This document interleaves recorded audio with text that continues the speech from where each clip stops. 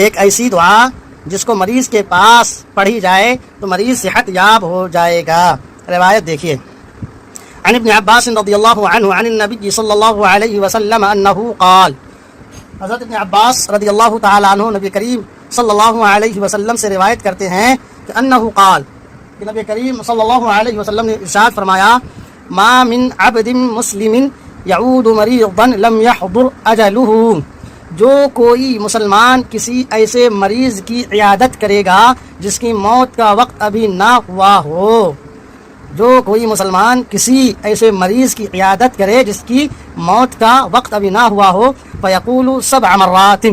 پھر عیادت کرتے وقت 7 مرتبہ یہ جملہ کہے، اسأل اللہ العظیم رب العرش العظیم ان یشفیک الا عوفیہ، تو اللہ تبارک و تعالیٰ اسے عافیت عطا کر دے گا۔